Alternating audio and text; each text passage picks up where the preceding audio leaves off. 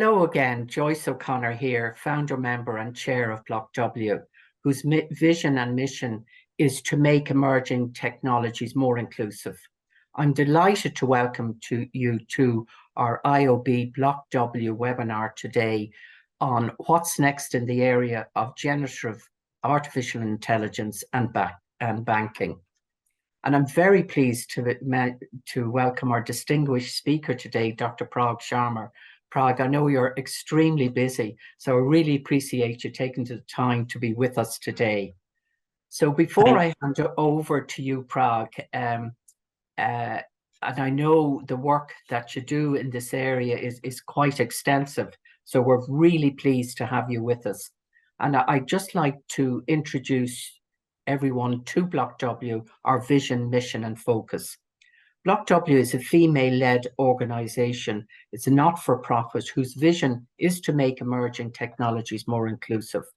BlockW helps shape futures by fostering diversity, inclusion, equality for women and underrepresented groups by creating awareness of the range, use and applications of emerging technologies like AI, blockchain, data analytics, cybersecurity, IoT, highlighting as well access to education, training, upskilling, de-skilling for those who otherwise may not be aware of the potential of emerging technologies.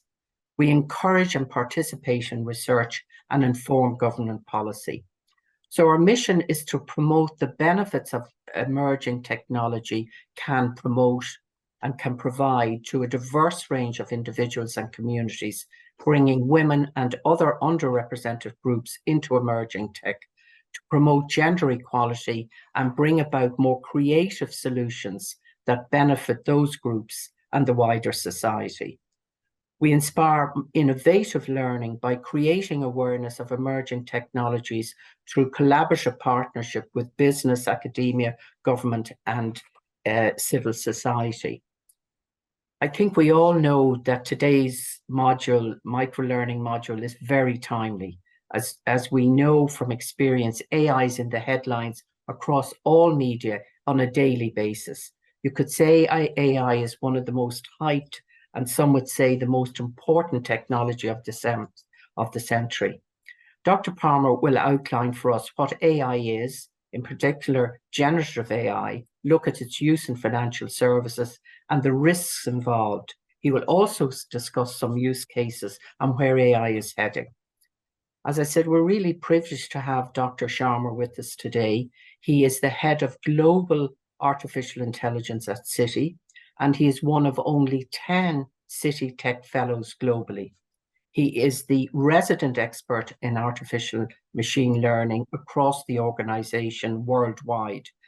Prag has also led the development in Citi in terms of best practice from a government, risk and controls and technology perspective in AI. He also has addressed AI-related infrastructure and tooling needs across the organization and enabled state-of-the-art design, development and use at Citi across all its businesses. Prag represents Citi externally and has led numerous high-profile engagements with clients, global regulators, obviously including Irish regulators, trade bodies, regional and other advisory committees and external experts in the world of AI. Prag over the years has led R&D teams and technology consultants in both industry and academia for well over 15 years, working on emerging technologies with startups and multinationals in the financial services area, in health, technology and pharmaceutical sectors. He also, if he hadn't any more time, been co-founder of startups in another, we'll say this advisedly, Prag, in another previous life. Prag holds a PhD in machine learning and an MBA majoring in innovation. So Prag, we look forward to your presentation today and thank you very much again for being with us.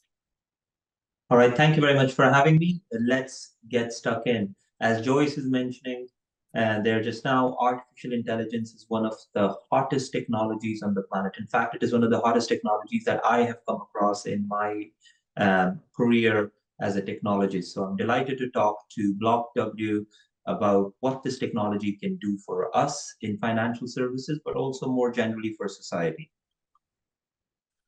So I'll give you a bullish perspective on artificial intelligence. What that means is I'm very positive about this technology and what it can do for us as society. So let's take these points one at a time.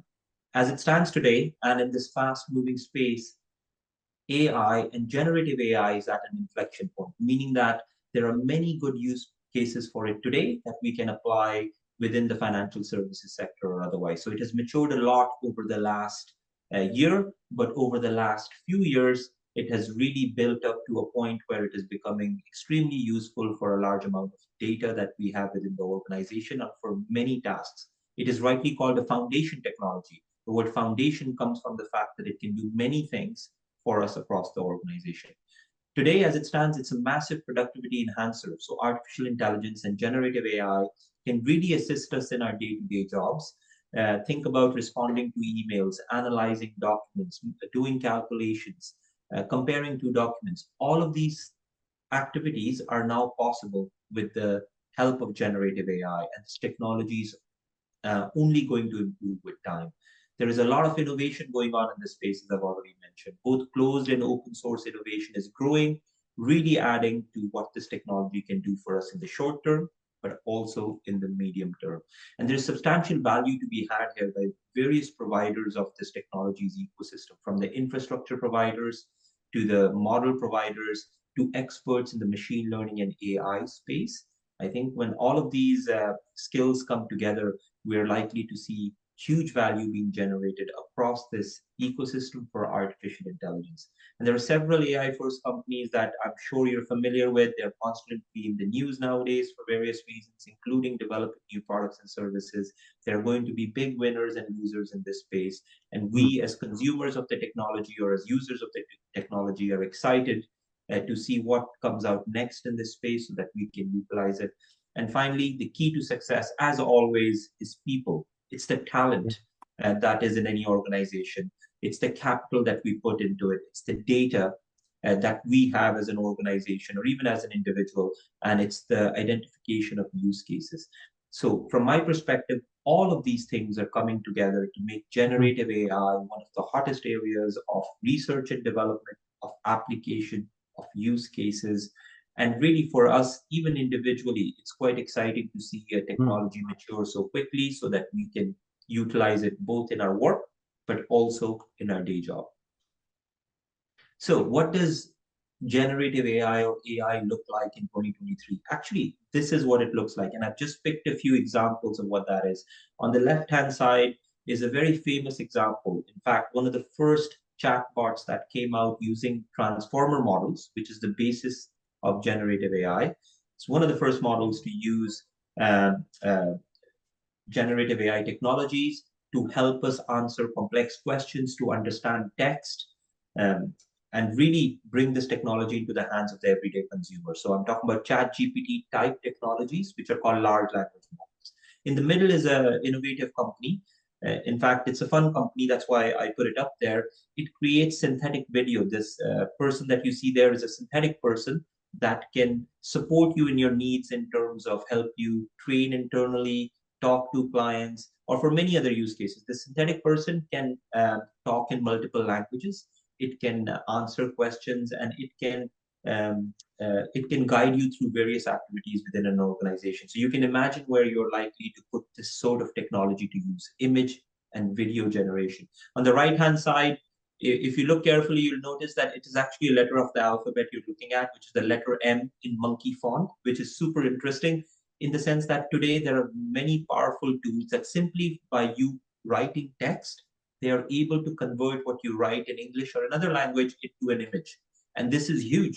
This sort of change is amazing, and it is likely to lead to many, many new products and services. So we've talked about text, we've talked about video, we've talked about images being affected by generative AI, and finally audio as well. I'm giving you another example at the bottom of that slide, which is around generating synthetic audio from text, Mhm. or being able to understand complex audio from text. All of these things are possible today by the application of generative AI. And each of these technologies, text, video, images, and audio, leads to new products and services and new ways for us to utilize this technology in our workplace. So it's well worth finding out more about these. These are just some examples I have picked for no particular reason other than that they are good examples of the kind of technology that's available. But there are many, many more examples like this available, and you should spend some time looking into this. And this technology is only increasing and improving with time. So what are we really talking about? I've told you that these are all the applications and that we're very excited about this technology. What is it? Artificial intelligence, as you know, is a generic term that really focuses on making computers do things that humans can do effortlessly. That's artificial intelligence in its generic. But when you go deeper into it, into its subcomponents or subcategories, machine learning is what has been exciting us for the last couple of years. But when you combine machine learning, deep learning, which is a special type of machine learning that uses neural networks, with natural language processing, image processing, audio processing. It's when you combine these disparate technologies together that you come up with a very unique set of technologies which are under the umbrella of generative AI, and they are really transformer based. So that's the underlying technical architecture that drives these technologies, and it has a number of advantages that we did not have previously. Like I mentioned, it's with this sort of generative AI architecture that we are able to now analyze 80% of our data that we were unable to do before. That 80% of data is text, audio, video, all unstructured data. That was very difficult to use machine learning to analyze in such detail before. On the right-hand side are examples of large language models. The different circles show you how big these models are. The bigger the circle, the bigger the model. The bigger the model means you need specialist skill sets. From a resource perspective, you need infrastructure needs, you need specialist models. But the bigger they are today, the better they are at performing. But there is a lot of research going on in this space, focusing on reducing the size of these models so that they can be smaller, they can fit onto our phones or our laptops, yet maintain the same level of accuracy and depth to their answers that these larger models do. There are numerous research areas ongoing as we speak, all of them super exciting. And I'd encourage anybody who's interested in this space to read more on large language models in their spare time. So I had mentioned a few applications, but really the applications cut across the board, and specifically in financial services where I work, text generation, such as looking at marketing content, sales content, supporting your clients, general writing skills, note-taking, language translation is a big area. The second big area is code generation. We have thousands of developers within the organization, and large language models can help these developers write better code faster. And both of these are the hottest topics. But you can imagine that image, speech, video, and other applications are also fast coming into our workplace, and we'll be utilizing them. On the right-hand side are general, from a financial services perspective, general use cases that can really be addressed by AI, but also generative AI, fraud detection, portfolio optimization, marketing optimization, default prediction, synthetic data generation that we need. Many, many use cases exist across the board. The way to utilize this is to have the right skill sets in place, understand how to use these technologies, and really start to test it yourselves as part of your day-to-day job or at your home. But many exciting use cases with many, many companies in this space coming up with new products and services. So we've talked about all the use cases. We have talked about what generative AI is. We have been very bullish about it, which means we're very excited about the technology. But really, there is no such thing as a free lunch. There are many risks associated with this technology. As an example, the regulators from right across the board have released many guidance documents, executive orders, regulations in this space that we as organizations should be mindful of so that we align with our regulators. I spend a lot of time talking to our regulators to align on their views and to also give our thought leadership in this space. And what I found is that the regulators are very keen to ensure that we utilize this technology in a safe and responsible manner. So This alone is an area of research. If anybody is interested in the regulatory side of artificial intelligence, I would encourage you to read up online on it. There are many, many good documents. The biggest elephant in the room here is the EU AI Act, which will get introduced later or early next year. And this act will have big implications for every organization that is likely to use AI, which is many organizations. And this is also an interesting area to delve deep into to understand how we can utilize these technologies in a safe manner. But there are many regulatory bodies across the world that are interested in ensuring that they use this technology safely all over the world, in fact.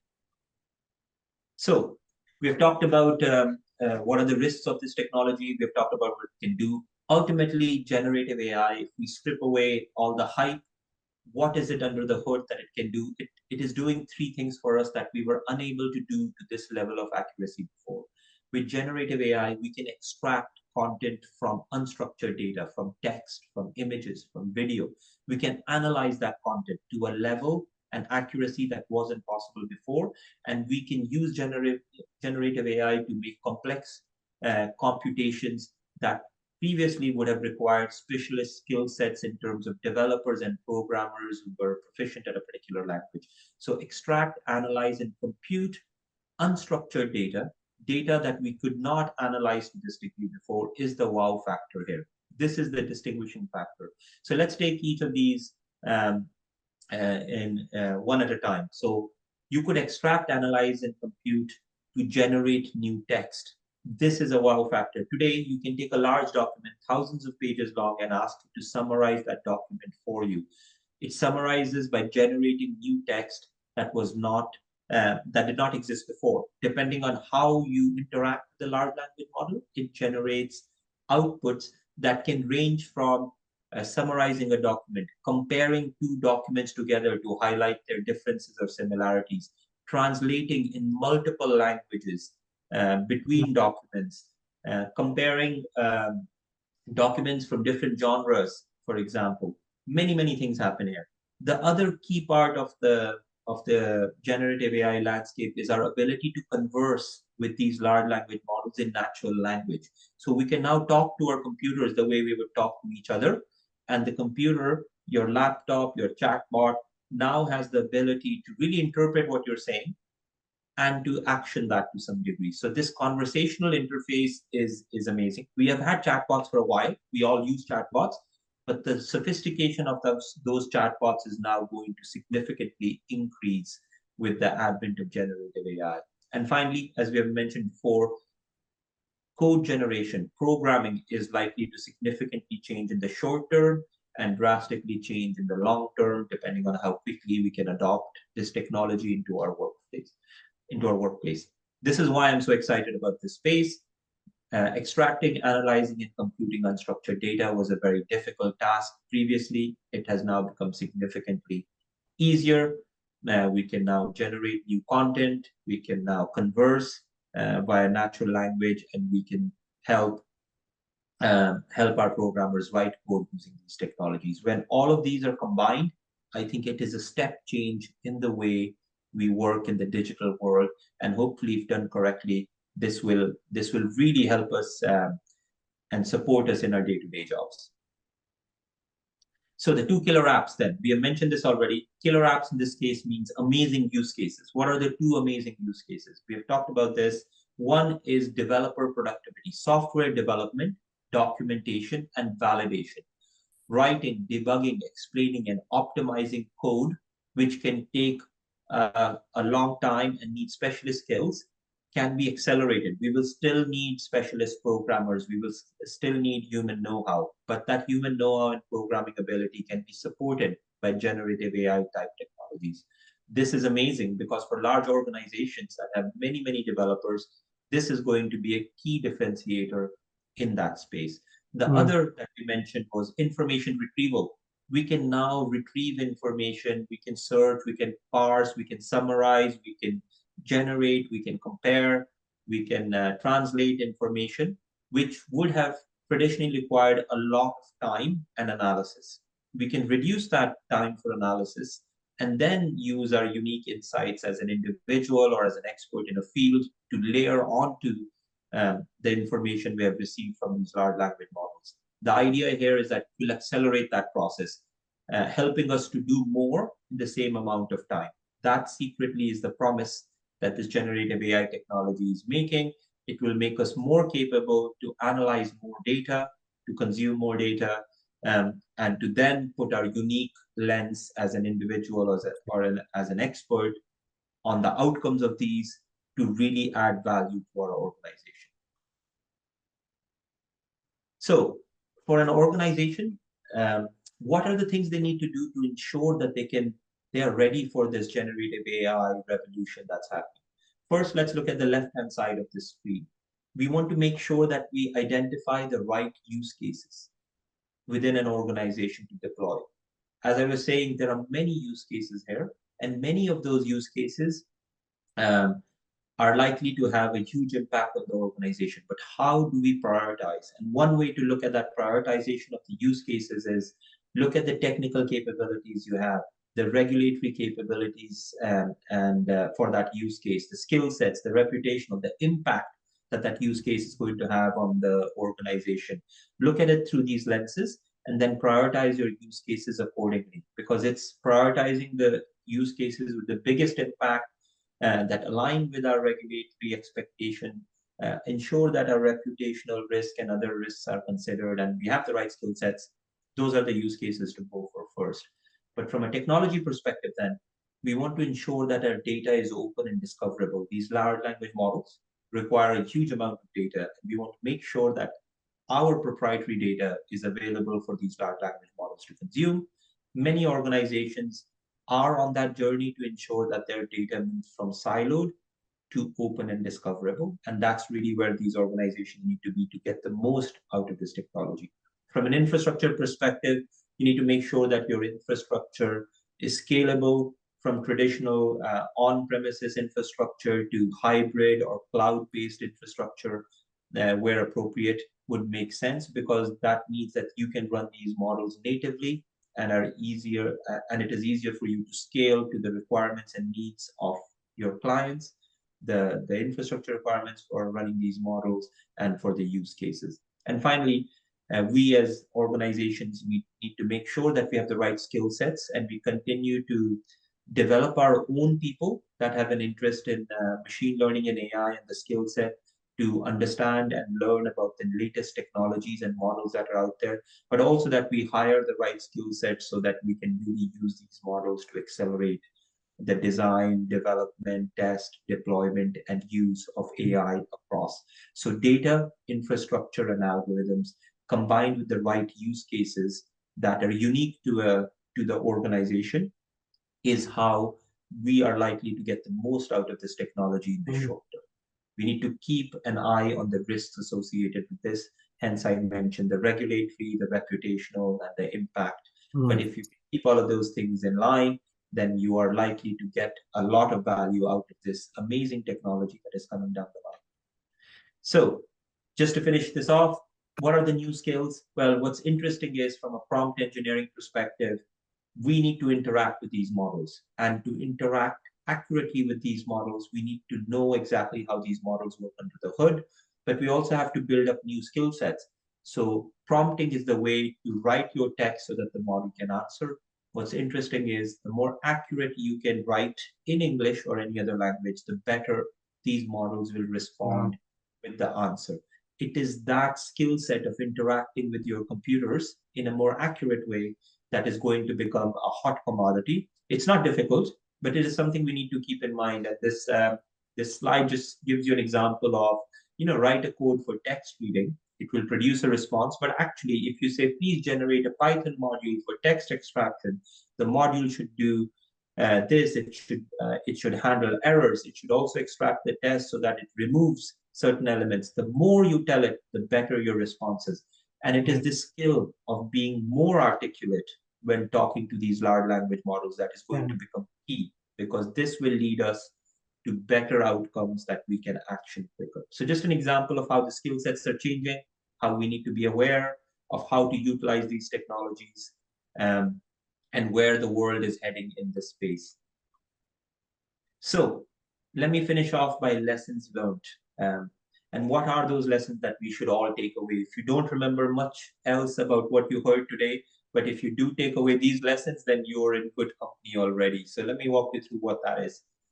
Good quality data is the most essential ingredient and continues to be. Data is still valuable. You have to ensure that the data you use is fit for purpose, that it is not biased, that it is good for the use case you have in mind. Just remember, garbage in, garbage out is a common quote in the machine learning world, and this very much applies to large language models as well. You need a combination of the right skills. It's not just about hiring data scientists, but you need to make sure that your current resources, your product managers, your project managers, your business leads, your sales leads, all of them understand a little bit more about what artificial intelligence and machine learning is. And they know how it works under the hood to some degree. They don't have to be writing code, of course, but they need to really understand what's happening so that they can all work together to come up with products and services. Data scientists are key, but they're not enough. So make sure that you skill up across the organization as opposed to just focus on hiring data scientists. And the other thing is that it's not always straightforward to convert a machine learning problem or a business problem to a machine learning problem. You need to have the right expertise. You need to understand the business problem. You then need to map it to what the machine learning algorithm can actually solve. And then you need to solve for that. Often, looking at a business problem, developing a machine learning model that doesn't really address the key outcomes leads to a lot of failure in this space. So I'd encourage you to develop those skills of translating and understanding the problem from a business perspective before developing a solution that works well in theory, but not in practice. And then good, meaningful predictions cannot be promised. Experimentation is key. There are many failures in the space, and in many organizations, that is not necessarily how we do business. If you're developing an application, experimentation is not the key part. It is about good project management, having the right skills, and then just developing and deploying. Whereas in the world of AI, there is a lot of experimentation required. It is not guaranteed that what you have picked or the data that you have will lead to the results you need. So keep an open mind, bake in experimentation into your program, project management timelines, and make sure senior management understand that. Finally, robust framework should be in place. Please ensure that as you delve into this, that you understand the risks associated with this technology, that you have the right policies, ethical standards, and other documentation in place across the organization so that everybody realizes what they can do with this technology, but also what they should not do with it. And I think having these risk frameworks across the organization and making them available to the teams is very important. And finally, you're not going to go far without the right technology stack, the infrastructure, as we discussed. So make sure that you continue update your infrastructure and get access to it so that you're able to get the most out of these technologies. Taking these lessons learned, sometimes the hard way, and baking them into the way you look at machine learning and AI is likely to have an excellent outcome for you as an individual, but also for the organizations that you work for. So where to next?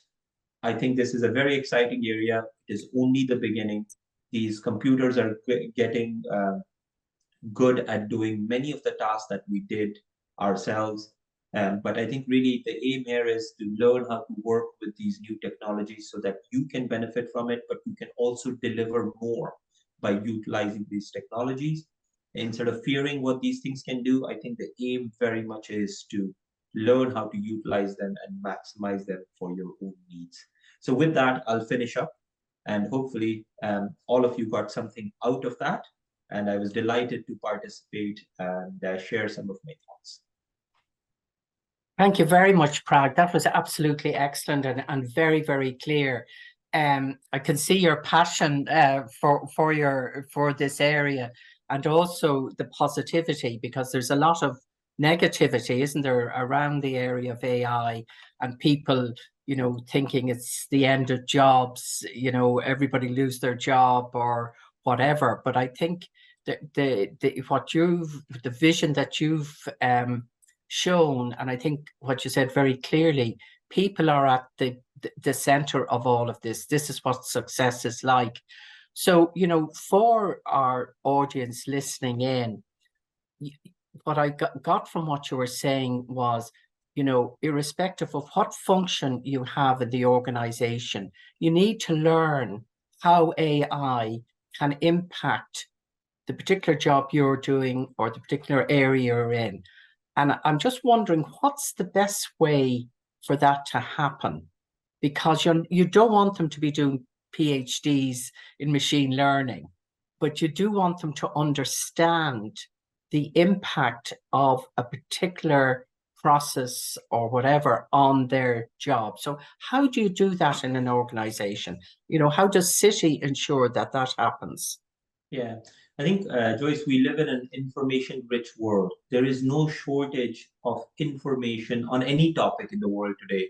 Just look at Yeah, the internet, look at the online courses that are available. Even the universities, like you mentioned, have many, many courses. So what I yeah, always recommend is, depending on what job you do today, depending on your interest, depending on your technical skills, you should look around to see what suits your needs. So, for example, you're a legal expert that's interested in AI.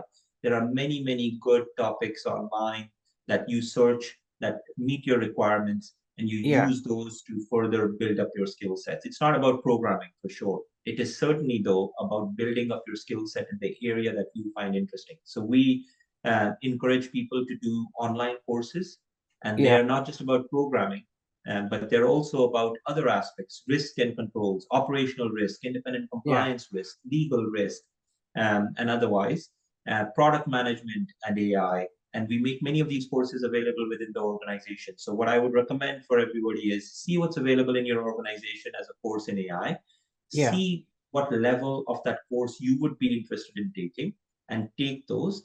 Basically, it's all about continuous learning nowadays, and you need to Yes, yeah, continuously learn yeah, both from external sources and internal. So don't think this is a technical topic, I have nothing to add. In fact, your skill set in the day job you do when combined with AI is going to be the wow factor, and you yeah. should dive right in. Yeah, no, I think that's very, very important what you're saying, that it is continuous learning. And in a sense, even today, we're kind of conditioned by a traditional model that was geared towards, a different society and a different time. So the idea, go to college, get your degree, that's it. So it's continuously learning and upgrading your skills. So I think that's really a good message, and also it's in your hands. I think that's important, that people see it's in their hands. But one of the other areas, I think, and you emphasized it there in some of the examples you were giving, that the skills needed, and I think you've just said it there, are not just technical, they're transversal skills and business skills. So that combination is so important. So skills like communication, decision making, creative and problem solving now are nearly essential, isn't it, to develop those skills, and people who have them added to, a team with technical skills and their understanding of a technical area, that adds so much value to an organization. Absolutely, I completely agree. I think continuous learning, use the skills you have. They are not redundant. They will only add value to the new world of AI. So continue to Yeah. get stuck in, and there's plenty of information out there. And one of the things BlockW is kind of looking at and has seen it as a big gap, that for those who are in an organization like yours who are doing this, for SMEs, or for the general public, for civil society who are not aware of what you've been saying and what you've been advocating, what's the best way for them, for all of us maybe, to have access? Because often they're not aware of the importance, and maybe also underestimate their own capacity to learn and to understand what's happening. What advice would you give if you were talking to, educators, leaders, and regulators? for the general public to get this information? Yeah, I think we should make this information available. We need to promote it more in various events, Yeah, our national leaders or otherwise. This needs to become yeah, a topic that is regularly brought up at all levels. yeah. Recently, there was a TV series, I think RD had a show on AI, for example. That's I right. didn't get a chance to see it, but Yeah, it is this sort of discourse at a national, local, yeah, individual level, very much the work BlockW is doing as well. I think that will collectively raise interest across the board. And out yeah, of that interest raising, we will get new ideas, new skill sets, and people more interested. So it is just yeah. keep an ear and eye It's out. key. And if you're interested, dive in. Yeah, and I think you're right. I see Science Foundation Ireland have a person who speaks with Pat Kenny every week on the value of science. But if that could be extended and it's non-threatening, just gets people interested because there's things in everybody's lives that AI is affecting and they're just not aware of it. I mean, one of the other areas, today, in fact, there was a report out saying that people are worried that they're going to lose their jobs. Can you talk more about the implications of AI for the job market, and to what degree do you think AI poses risks to employment? Yeah, I think AI is very much an assistive technology. Like Yeah, every time new technology comes out, we're concerned that it will take our jobs. In fact, any most of the technologies have supported us, and I think this is very much likely to be the case. AI is likely to support us in many of the activities that we do. The skill sets that will be more valuable in the future are critical thinking, yeah, understanding, and analyzing, connecting the dots. It's things that we as humans excel at will yeah, become more critical as opposed to mundane tasks that get automated anyway. So it yeah, is the repetitive tasks that continue to get automated. Now, some of the more cognitive tasks are also getting automated, such as summarizing a large document. But having said that, we ourselves do a lot more than just summarize a document or write code or understand. yeah, We combine many human skills to come up with the world around us, to make sense of it, to talk to each other, to mm, understand, to create, to innovate. All of those skill sets remain. They become more important, and for all of us, that's how we will be working closely with these newer technologies in the short yes. term and also the long term. Yeah, and in fact, the picture you're painting, Prague, is quite exciting because it's, as I said, individuals, humans are at the center of it, but that it's that layering after all that analysis is done. That's not the end of the work. It's the human analysis, looking at the context, working within that team that creates the added value. So that's the key skill, isn't it? Really, how you Exactly. add that value to this really laborious work, which was going through files and files and files, whereas now it can be done so Yeah. quickly and much So more productively. exactly, jobs change all the time. Jobs that existed 30 Yeah, years ago don't exist today. So jobs continue to change. Many jobs will remain the same. Many jobs will have there'll be no impact on AI from AI on many of the jobs. Think about somebody coming to fix your boiler, somebody yeah, coming to help exactly. Yeah, construct a road. Many jobs there is unlikely to be a big impact in the short term. For some jobs, especially if you do a very repetitive job, if you were, creating a logo, for example, as your full-time job, then yeah, okay, we may not need that. But actually, very few people do that. Very few people do a task. Many of our tasks, if you sit down and think about what you do on a daily basis, we do many different things to make a role holistic and valuable to an organization. And yeah. that is unlikely to be replaced. It is To going to be change. Yeah. assisted by AI. And in fact, what you're saying is going to become more important because that's what's going to make the difference.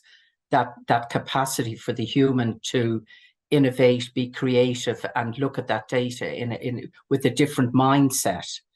And in your talk, you've mentioned obviously a whole array of tasks, but one of them is regulation, and there is a lot of discussion about regulation.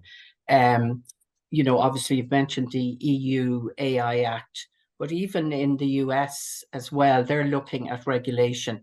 You know, what principles do you think should guide policymakers and politicians when it comes to regulating and setting rules for AI? Yeah, I think there's many ways to think about this, but simply put, we need the right regulations in place to encourage innovation while protecting society. I think this Yeah, really is the overarching aim, and there are many different ways to go about doing that. And there are different ethoses that different countries have. There are focus on individualism, focus on communities, focus on very different ways of looking at the world. yeah, But overall, though, the point is we want to encourage innovation while ensuring that we protect ourselves from the downsides of this. And some yeah, of the ways to do that is we need to understand how these machine learning algorithms work. We need to be able to yeah, explain it to each other for the use case at hand, so that we are not making decisions that we don't understand. More importantly, that yeah, harm or disadvantage certain communities or groups. But this is not an insurmountable problem. This is something we can all collectively get to. We yeah, just need to focus on this a little bit more to ensure that we keep the risks associated with this technology squarely in the center of any deployments that we do. And the EU AI Act and others are actually coming at it with exactly this in mind.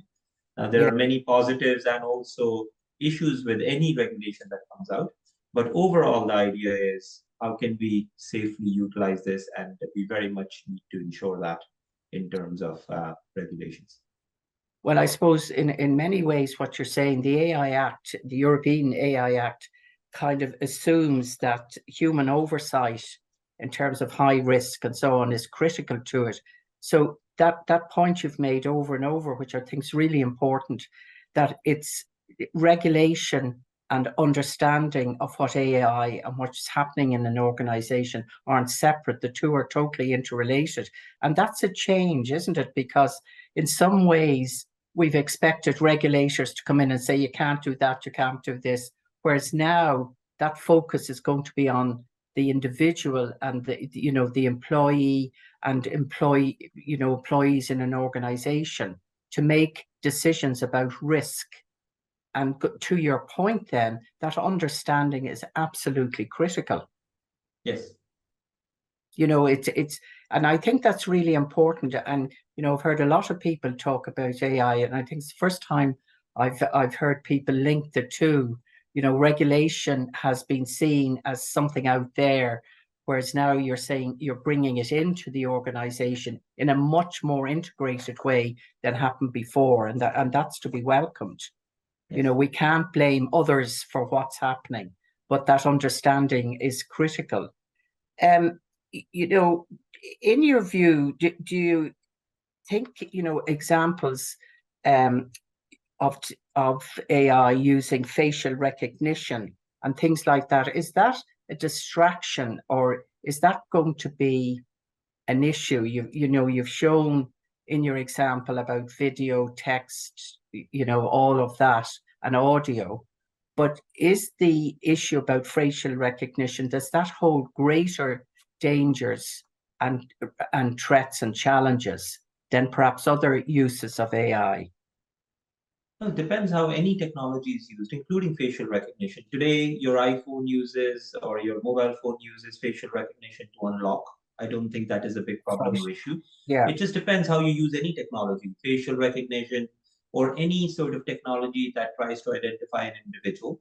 If that is done in a way to harm the individual, then that's not acceptable. But there are many acceptable use cases of any technology. yeah, That is why having a blanket high risk usage can be complicated, because something that's high risk in one industry is probably not high risk in another yeah, industry. But so it's not about facial recognition or any other sort of application of AI, such as deep fakes or other things. The idea yes, is we need to understand how these work. We need to have the right regulations in place. If your intent is to um, fool the public or to disseminate information that is untrue or false, and that falls foul of many, many regulations that already exist, in fact. And yes, just yeah. because a technology accelerates that, it doesn't mean we should allow it. We definitely need to be mindful of it. So it is not about one particular solution to a tech, but just more holistically, what are the issues that we need to be mindful of? Yeah, no, I think that again is important to emphasize that the use of technology is contextual, and within situations and different environments, it holds different risks. That it's not a one solution fits all. I think that that's really critical. And that means there, as you said earlier, there needs to be much more discussion about that. And you mentioned also, rubbish in and rubbish out in terms of the whole issue, because that's another area about bias, particularly maybe around recruiting and things, and the problem that ensuring AI is provided with the right types and sufficiently diverse data. So there is the capacity now to bring absolutely unbelievable amounts of data together. But that issue about diversity and different inputs is still a challenge, isn't it? Yeah, I mean, the more data means more spurious correlations. In Yeah. fact, there's a famous saying in this space, if you torture the data long enough, it will confess to anything. The Yes. point Yeah. being, Yeah. we read whatever we want out of the data. So more data doesn't necessarily means less bias. It could also mean more bias depending on Yeah. the kind of data or how we use it. Data will continue to be a key component of any machine learning because this is how machines learn. And we need to be cautious of the kind of data we make available and we use. But how can we do that, do you think? How is that done on a practical level? You have to be first know what your limitations of your data are. Be Yeah. completely understand the data you're going to use for a particular use case. Completely understand its limits, its biases. Become data savvy. All of us need to. When I was talking about critical thinking before, Yes. Yeah. numerical literacy. We need a little bit of minimum requirements for having numerical literacy within every aspect of the organization, Yeah. so that when we now deal with data or when we now deal with the outcomes of the data, we understand Yeah. what the limitations of that are. So it comes back to educating yourself, having those minimum skills, making sure that the data you use for the use case at hand is fit for purpose. The Purpose. Yeah. data cannot be fit for purpose for everything. It can only be fit for purpose for the use case that you have in mind. With Mm. that lens, you should only use the data that does not lead to biased outcomes. And you know what? You come back time and time again, Prag, about areas, skills like critical thinking, numerical literacy, communication, and so on. Um, it's interesting that those skills have been talked about for a long time. They're not new skills that suddenly people have discovered. But how do we ensure that that potential and development of those types of skills happen in the workplace? Um, yeah, by making it a focus of the workplace. As the workplace Yeah, starts to change, as more people yeah, start to use artificial intelligence in their day-to-day jobs, even for very small tasks, we need to ensure that people understand that an outcome from a particular application doesn't mean it's correct. You yeah, still have to analyze it, you still have to question it, and you can only question it if you understand what's happening under the hood. So yeah. it comes back to really making minimum requirements for everybody in the organization to have and understand AI, and after that, build upon that, give them that time, energy, space to do that. To do that, but also underpinned by the development of these other skills that I suppose have been talked about, soft skills, but are now critical, so critical. And finally, Prag, I'd like to ask you now, you've been talking about real life applications. What has excited you most in working in AI? What has really you just thought this is amazing? What has excited you most at working in this area? And also, when because you've mentioned it a few times, what practical benefits does AI offer to society? In your view, what is something that you said, wow, I just never thought that would be possible? Yeah, I think the new large language models that are able to summarize, write long paragraph Yeah, texts, support me with writing code, for example, these are all wow factors. We're already beginning to get used to them. Oh yeah, now I can generate a big paragraph. So what? But yeah, that is amazing. It was not possible 6 months yeah, ago. So what still exactly. excites me is how large language models are able to support us in analyzing unstructured data like emails, text. I think language conversion will be amazing. Having a Yeah, little tool in your ear. I know if some of us who are old enough know that sci-fi has always talked about this, but I yeah, think language translation can become a reality that we can carry around and start to understand each other in their native languages. That might be amazing. There are yeah, many, many things coming down the line that are interesting. Practical advantages is what we make of it as society. It's how we yeah, decide to deploy them, yeah, where we can use them. But it's a very assistive technology for people. There are early examples of people who might be, visually impaired can yes, use generative AI to explain a scene to them. People who can't hear properly could benefit from generative AI. So there are many, many applications that yeah, will directly support humanity in discovering drugs and medicine that will support us in actually helping us with our limitations as individuals and as society. So I mean, it's endless. But all of this is super exciting. We're just at the very start of this process. So keep your eyes yes, and ears open absolutely. and continue to be engaged in AI and with BlockW. Yeah, thank you very much, Prag. That's a great note to end on because it shows the possibilities of AI, but also you've underlined so many times, which I really think is important, that it's over to us as individuals to take control of this technology, see what it can do, and see how it can benefit both and add value in the workplace, but also in society. You've certainly drawn the picture and spoke eloquently about that, Prag. So thank you very much again. And we appreciate you taking the time to do that. Perfect. Thank Goodbye you now. for having me. Thank you.